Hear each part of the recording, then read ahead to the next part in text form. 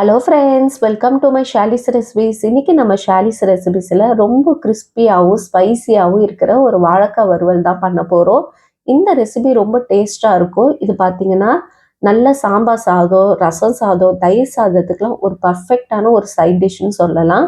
இந்த கிறிஸ்பியான வாழைக்காய் ஃப்ரையை எப்படி ஈஸியாக செய்யலான்னு நம்ம இந்த வீடியோவில் பார்க்கலாம். வாங்க இப்போ வீடியோக்குள்ளே போகலாம்.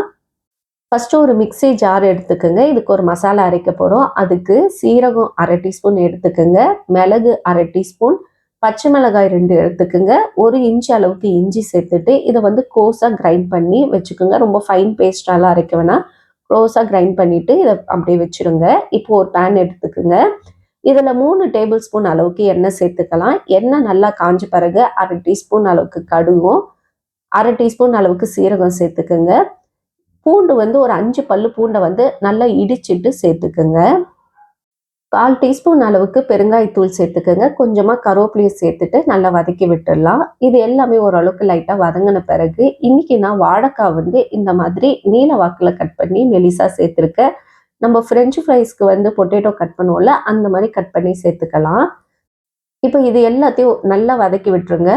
வாழைக்காய் வந்து இதுலேயே நல்லா வதங்கி வந்த பிறகு 1/2 டீஸ்பூன் அளவுக்கு தனி மிளகாய் தூளும், 1/2 டீஸ்பூன் அளவுக்கு காஷ்மீரி மிளகாய் தூள், 1/2 டீஸ்பூன் அளவுக்கு சீரகத்தூள் சேர்த்துக்கோங்க. கரம் மசாலா பவுடர் 1/2 டீஸ்பூன் சேர்த்துக்கோங்க. இப்போ நம்ம அரைச்சி வச்சிருக்கோம்ல மசாலா பவுட்ரு, அதையும் சேர்த்துக்கிட்டு அது கூடவே ஒரு 1/4 டீஸ்பூன் அளவுக்கு மஞ்சள் தூளும் உப்பும் சேர்த்துக்கலாம். அவ்வளோதான். இப்போ இது எல்லாத்தையும் நல்லா மிக்ஸ் பண்ணி விட்டுருங்க.